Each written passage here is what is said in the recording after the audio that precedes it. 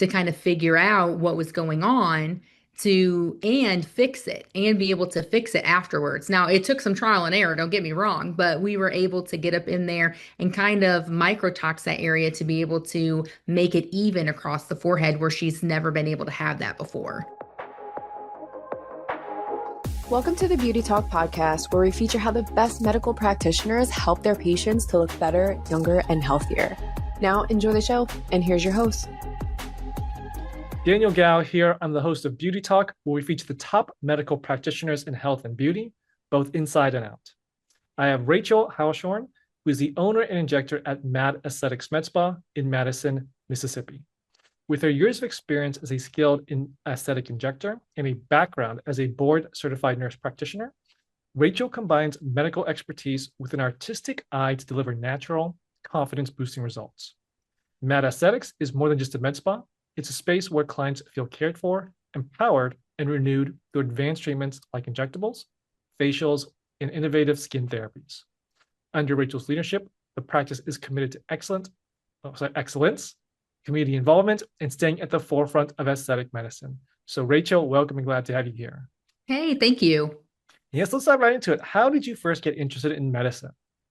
So that is a really complicated question, I guess. So essentially, what got me interested in medicine itself was that I needed to be able to have a job because my husband told me he was going to climb the corporate ladder, and that would include a lot of moving. So I said, well, they need nurses everywhere. So I started, but then I absolutely fell in love with it. And then wanted to be able to do more, and then became a nurse practitioner. And then after COVID, I wanted to be able to do things for patients and not to patients. And so I started the med spa where we could do aesthetic and wellness things, and it has been my absolute passion. So what was that transition when you got into medicine, you became a nurse, and then from there you decided you wanted to go into the aesthetic side of medicine? It was weirdly it all happened when we moved too. So I think it was just like I want to pull from this area and I like this area, and I like the fact that I had really only ever dabbled into it like behind the scenes before, because I feel like there was like an era of like being naive that I could do it all, where a lot of people are like, you need to stay in your space. I had really never felt like known that there was a space for me, and so I just put it all together, and it works. It works perfectly here.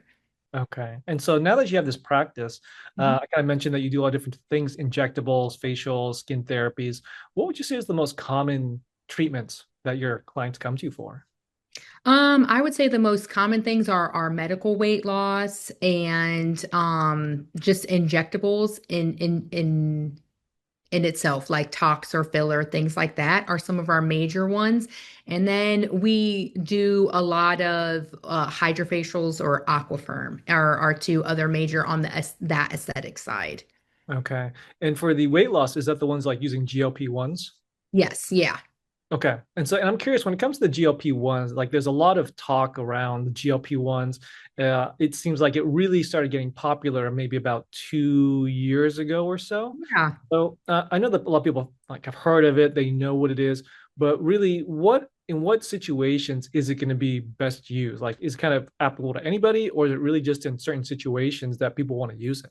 So, I mean, I do feel like it's probably applicable to anyone, but it is definitely with someone that has tried to lose weight on their own. They are in their early, 40s or 50s, and it's just more difficult then to lose weight, and they're trying, they're not succeeding, or they're plateauing. That's when GLP-1s, in my opinion, really kind of step up and help you either push past those plateaus or give you the momentum to keep going. Okay. And I've heard that when people do the GLP-1s, they get something that's called ozempic face. I guess it makes them look kind of like a skeleton. So, Yes. in what situations would that happen? Is there anything that people really need to be aware of when they're on GLP-1s? Because I've heard that when you take it, it's very, maybe not common, but it's very it can happen when you lose a lot of your muscle as well, which is really bad. Mhm. So like Yeah. what people need to be aware of when they're on GLP-1s. So, number one, ours is a little bit different. You are monitored by me every single month. I see you every single month, and that's when we go through and talk about, do we need to titrate up? Do we need to stay where we're at? Are we losing, the appropriate amount of weight? You're not going to come to me and lose 20 pounds in a month. That's where, people kind of just think more is better, and not always is that the case. So we make sure we're monitoring that, and making sure they're hitting like their protein goals and things like that to help so that they're not losing that muscle mass, but also bringing in things like biostimulators and things like that as they're losing weight, so you don't get that Ozempic face looking, because we are regenerating as we're, losing weight. Got it. Okay, that's really good to know then. So then when it comes to the weight loss, like is that something where you should really be pairing it with other things? I feel like a lot of people that got on it, like they tried the exercise, they tried the dieting, but I mean, obviously I think you should keep exercising and trying to eat healthy even when you're on it. But is there anything from like an exercise or a diet standpoint when you are taking it?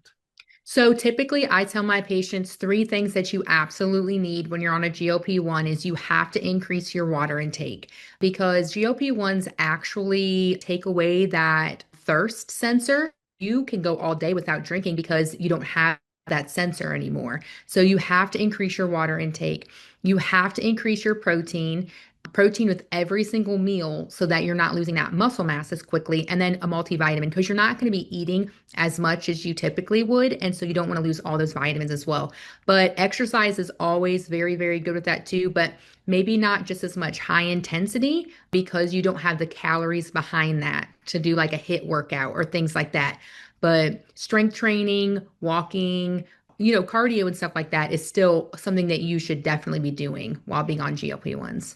Okay. What about any type of weight training as well? Like if you choose between the weight training or some type of cardio when you're on the GLP-1s, which one is better or is it the same? I would say if you had to choose one, do the weight training, because that's going to help also for you to not be able to lose the muscle mass as quickly because you're building it back up. Mhm. Okay. And you mentioned before you have some clients that come in and they want to lose 20 pounds in a month or they want to have these crazy Right. weight losses, but that's not a healthy way to lose weight either. Correct. So Correct. someone that wants to lose weight, like, and they want to get on GLP-1s, what would you say is a safe measure of losing, like, I guess, how fast can they safely lose weight? Like so many pounds per week, per month? Like, what's a good number for them to keep in mind to be realistic? So honestly, it kind of depends on the person, right? So if I have patients that are 6'4" and 450 pounds, and then I have patients that are 5'5" and 180. So when people ask me that question, I always say, I'm not going to say 5 pounds a week is great, because 5 pounds a week is great for someone that really needs to lose 80, 90, whatever pounds, but 5 pounds a week can be terrible for somebody that's really, really looking to lose 30 pounds. So it's usually a percentage, and it's kind of based off of what their goals are and kind of where they're starting at when they are trying to lose weight. Got it. Okay. So it really comes down to when they come in, they just need to have a customized plan that really fits. Correct. And we do all that. We have an in-body machine that shows where the fat and the muscles distributed and all of that kind of stuff to kind of really break that down with them. Okay. Now, I've heard some other potential benefits of GLP-1s, even if you don't necessarily have to lose weight. I don't know if I misunderstood that, but is it something that really anybody can use, even just for general health benefits, even though they don't necessarily need to lose weight? Or is it really just for losing weight? Yeah, correct. Like, so the brand, like the Wegovy brand, they are also indicated for cardiovascular. So just being on the medication reduces your risk of non-fatal and fatal heart attack and stroke by, I believe, like 30% just by being on it. Mhm. Um, I know that the brand Zepbound, that's also indicated for sleep apnea. So There's other indications. I know that Manjaro is, type 2 diabetes, but they're also doing drug trials for PCOS and endometriosis, things like that. So it really has come around that it can be used for so many other things besides just weight loss. Okay. And is there really any difference between men taking it for versus women taking it, or is it going to be the same? I mean, obviously, when I say same, I mean for them individually, but is there really a difference between whether you're male or female? Not really. And the biggest thing that I see is that some women, especially menopausal women, tend to have higher doses than men. And I just think that's because our hormones are kind of all over the place at that time. But outside of that, I haven't really seen like a big difference. Okay. Now, I know another thing that people have the concern about when they get on GLP-1s is that, okay, I'm on GLP-1s, I'm losing weight, I'm happy, but for me to keep the weight off, I have to stay on this for the rest of my life. Is that true, or is it only semi-true, or is it completely false? So I literally was just asked that question last night, and my answer is always the same. That kind of depends on you. If you are working in good habits, good eating habits, good exercising habits while you're on it, I have had many patients that come off of it and they do phenomenal. If you are the type of person that is poking yourself every week going, fix me, when you come off of it, you haven't made any changes whatsoever. So you're going to gain the weight. So it kind of just depends on what you're doing in the background, on how successful you are on being able to come off of that medication. Good to know. And then, kind of, while we're in that vein of people asking you questions, what would you say is some of the most common questions you get when it comes specifically to the weight loss side? So, biggest questions I get is how quickly am I going to lose weight? How expensive is it? And I think that my other biggest one would probably be, do I have to be on it forever? So, because it is expensive, especially if your insurance doesn't cover it. It's anywhere between $500 and $650 a month. Mm, So, that's pretty expensive when you're talking, weight loss medication and you still have everything else in your life going on. So those are my three biggest questions that I get. okay. And you get people coming to you with misconceptions or myths about how it works. Yeah. Oh, yeah. All the time. Everyone thinks that if they don't have their thyroid, they can't have it because of the cancer that's kind of attached to it. And I just have to say, no, you just can't have anybody that's had the men's, I can't, because I can't say the long word, thyroid cancer in your family. If you have, hypothyroidism, you're okay to take it. There's not much that is contraindicated with it, which is really great too. So a lot of people that maybe wouldn't be able to take any of the other medications can still, participate in taking this one. Okay, got it. And any other myths that you can think of when it comes to what people believe about the GLP-1s that just isn't true, or I think a maybe lot of people think that they're going to just like how they're going to lose weight is because they're going to be sick all the time. They're just going to be so nauseous. And I'm like, that's not really how that works. You may get some nauseousness with it, but typically that's because you're eating something you're not supposed to be eating, or or you're overeating. It's really not, I lose weight because I'm nauseous all day long. You're not constantly sick. Okay, that's good to know then. Yeah. Okay, now I want to move a little bit. I want to move over to the injectables part, the aesthetic side of your practice. I'm starting to see more of this trend of people looking for more natural results. It seems like it's going in that direction. Is that something the same thing that you're seeing? If so, why do you think we're starting to go more in that direction? I mean, I'm definitely seeing that, but that is what I specialize in. So I'm so thankful that it's moving in that direction. But I love the natural enhancements, and I think a lot of people are because after a while, everyone was kind of starting to look the same. Everyone had the big huge lips, the big huge cheeks, all of that. And I think people started to realize I don't look like me anymore. And, everyone is different. And it's okay to want to enhance that, but you should still look like you when you leave the office, not a completely different person. Yeah. Okay. So with these natural results, then how is the application different than some of your other traditional practices that maybe I don't want to say that they're not looking for natural results, but they're fine going a little bit overboard on it. Like, what's the difference as far as approach? Yeah, I think like with me, a lot of my injectables are also like doing other things in the background. I use a lot of Radiesse as a filler, and it also builds collagen and elastin to that area as well. So it's not just a holding place, it's also building Mhm. um, things. And I do a lot of filler that goes directly to the periosteum or to the bone. So it's pushing out your natural musculature versus keeping that more superficial. So you're seeing the filler more than you're seeing the natural musculature. Okay. So for people who are not familiar with injectables, like I'm using Botox as the example since it's the one most people know. I know that there's lots of other ones, but Botox versus filler. When would you use Botox in a certain situation? When would you use filler in another situation? And can you use both at the same time? So you can definitely use both at the same time. It just kind of depends on what you're wanting to do. So filler is going to enhance the area, so it's going to build that volume.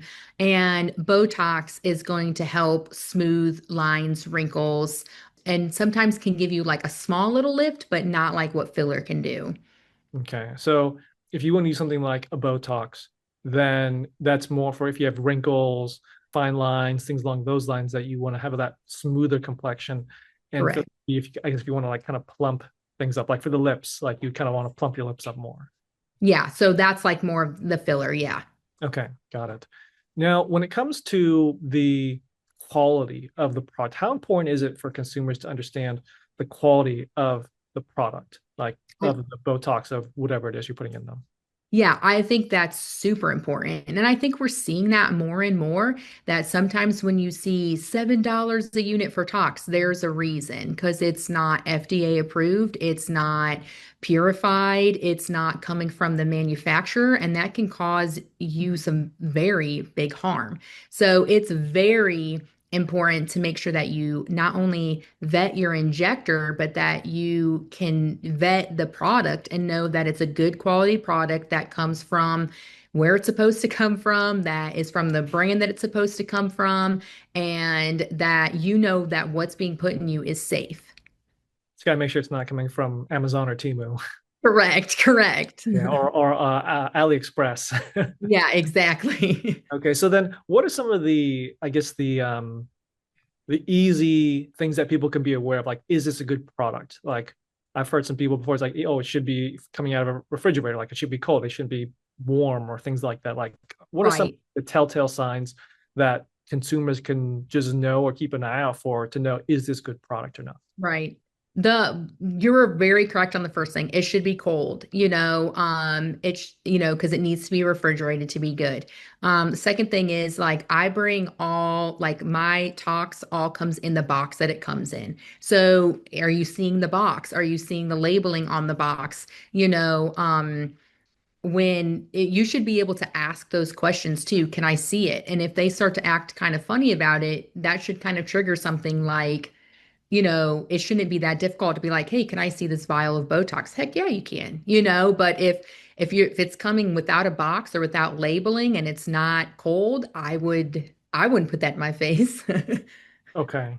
Okay. So yeah, because and also it's price point. Like, how much is price point going to play a factor in it? Because I know with like injectables, you see just crazy price points for this product and for this product. But like a Right. certain price point where it's like, okay, now I know it can't be the real thing. Yeah, heck yeah. Like when someone's sitting here, and if it's not like some kind of crazy sale they're running and it's just an everyday, maybe $7 tox, there's no way. Mm. There's no way that you're getting that from a legitimate place unless you're just doing it as charity. But yeah, no. I mean, like because toxin itself almost costs you that much amount. So um, it's like we have a Tox membership, but the lowest we ever have our Tox is $9, and that's usually like at some kind of sale or something like that. Our typical Tox is around $12 to $13 a unit. Okay. And what about the space that they're getting injected in? Like I've heard some people just do it like in their backyard or in their garage or something along those lines. Like I'm assuming that's another telltale sign of like really. Correct. Yes. So, Yeah. I mean, yeah. You need to make sure that it's in, a clinic setting or, somewhere that looks clean. Like every single one of my syringes comes from its own individual like packaging.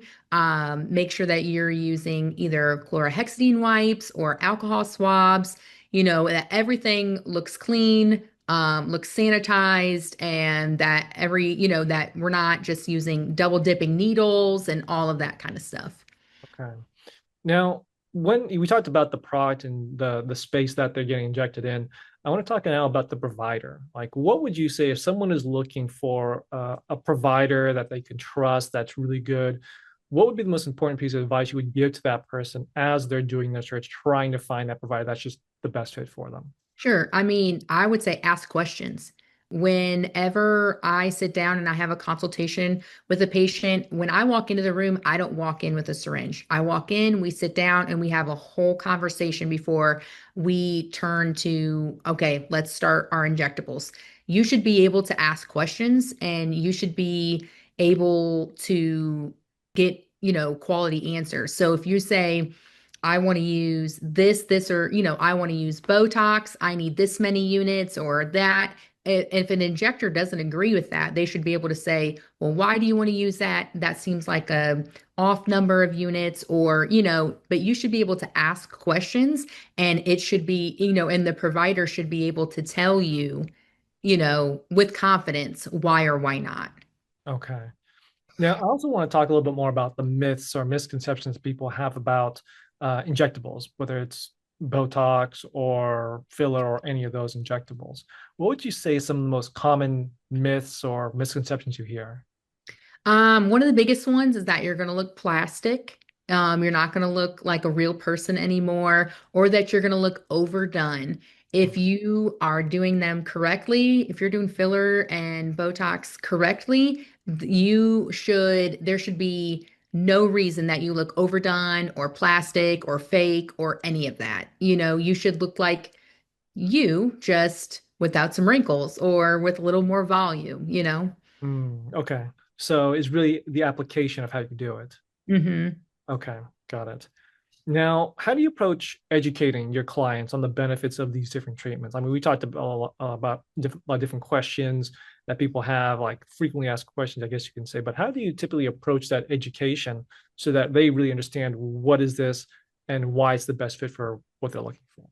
So I just basically sit down and ask them kind of what concerns them. And if they tell me what they're looking for, what they want, and I think one route is better than another, my biggest reason is that I give them the why of what I'm saying. If I say, I get what you're saying, but maybe Botox isn't the best option there. I would try microneedling or something else. I give them the why to that answer to educate them because educating them is the best way for them to, gain confidence that what I'm telling them is truthful and I'm backing and I believe in that. Okay. Now, I'm curious, Rachel, when it comes to creativity or artistry, how important do you think that is in how you approach your client patient care? I think that's huge because every single person is different. And so it's not all cookie cutter. It's not like, okay, someone comes in, everyone needs a cheek, everyone needs a chin, everyone needs needs to have all of that. Each person is unique. Do they have a scar in a certain area? Do they, is there some asymmetry with their lips, things like that. So being able to point that out, see that, and be able to correct that. So each person is unique, so you have to be able to point that out. It's not just scientific. There's some artistry that comes with it.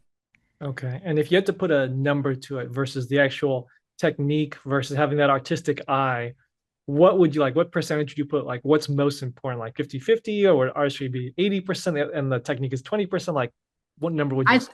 I almost think it's like a 50-50 because if you can't see that something's asymmetric or you can't envision what it's going to look like in the after effect, it doesn't matter what your technique is. It's not going to look right. Mhm. So even if someone has a really good technique, if they don't have the artistic eye, do you think that they would really struggle to succeed in this industry? I think it would be harder. I think they could eventually, but I just think it'd be harder to be able to see, like, okay, I'm going to have to do this side a little bit more or fix this side a little bit more. Because the technique is just going to be boom, boom, boom, boom. But if it's off, you're going to have to kind of have to switch that up a little bit. Yeah. Okay. So I guess it sounds like you believe that artistry can be taught to a certain extent. It can, I think it can be, because God knows you don't want to see my stick figures. That's terrible. Um, but I, but I do think that you have to be able to see that. Okay. Now, Rachel, I'm sure that throughout your experience in your career, you've had some pretty tough and challenging cases. Is there maybe one story that really comes to mind with a client that came in, really had a tough issue, and how you were able to get them a successful outcome in the end? So I think that one of my biggest ones would be I had a patient, and she had been in an accident when she was young, and she had been stitched up like in her forehead, but when they stitched her up, they actually stitched to her muscle.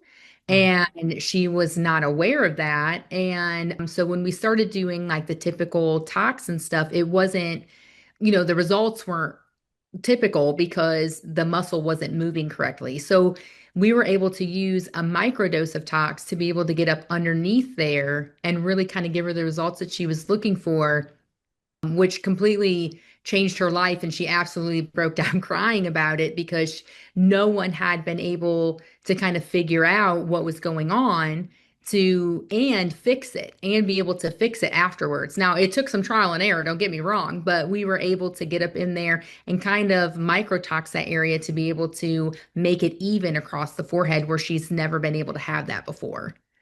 it's an incredible story. And I think it's important also that this is a memorable story for you. So I think most people think about the aesthetics industry and it's like, oh, it's just about vanity. It's just about looking Mhm. your best or you're trying to like maximize your beauty. But when I ask this question as far like what's the most memorable story, everyone says it's about someone who just wanted to feel normal or just try and be a better version of themselves. It was never about vanity. It was never about that. It's just Right. they had some type of issue or I don't want to call it deficiency, but something along those lines, and they just wanted to get that back, like just be normal again. Yep. I mean, like literally, that's my favorite part of my job. Mhm. And so, what are your thoughts then on social media? Because I'm sure you've had people come in and be like, okay, I want to look just like this, and it's a very filtered photo or image. So, do you think that social media has overall been good for the industry since it's been able to help grow and expand and get the word out there? Or you think it's been a net negative because it's now setting these very unrealistic expectations of what's possible?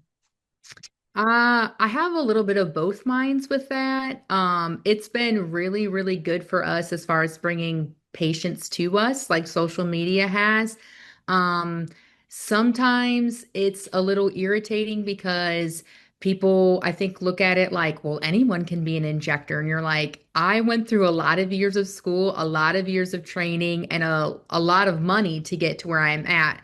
Yeah, I know I look, like I'm being silly on this reel or whatever, but there's a lot of education behind that as well. And I do think that is also stemmed a lot of body dysmorphias because of all of the filters, where you get a lot of younger people coming in that absolutely don't need anything done yet, but because they're used to seeing everyone with a filter or everyone looking a certain way that they have to be that now. So I think it's a little bit of both. Okay. Now, we talked a little bit about this already as far as the natural look, but where do you think the future of aesthetics is going? I hope it continues to go into a natural route. I see a lot of aesthetics, like at least for me, is more into I hope it goes more into a wellness as well. So it will take out a lot of that vanity that we were talking about and just turn it into an overall wellness. So more like in the realms of sexual wellness and peptides, things like that to make you feel more confident and better as an overall person, not so much just what you see on the outside. Okay, got it.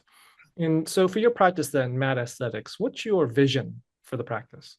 So, our vision is basically just creating confidence. So, whatever that is to you, if that is losing some weight, getting your hormones under control, getting your skincare under control, some wrinkles, things like that, whatever gives you confidence, that's our mission. Awesome. Well, it sounds like a very noble mission then.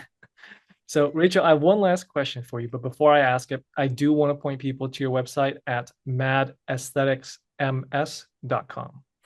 Now, last question is, what does beauty mean to you? Beauty for me is just that you feel confident in walking down the public street or whatever. You feel confident and you feel sexy in you. That's what beauty means to me. It is not a shirt size, a dress size. It's not that, your hair is big, long, and whatever. It's just what does it make you feel like inside? That's beauty to me. Well, very well said. And here. Well, there you have it. Rachel sharing her expertise. So, Rachel, where can people contact you in your practice? We are located at 272 Calhoun Station Parkway in Madison, or our website's www.madaestheticsms.com, or you can call us at 601-559-2033. Awesome. Well, Rachel, this is awesome. Thank you for coming on. Thank you for sharing your knowledge and your wisdom and just overall sharing your message. Thank you. Thank you for having me. This was a blast. Thanks for listening to the Beauty Talk podcast. Any questions, please contact the practice directly with the contact information provided during the show. We'll see you again next time. Bye for now.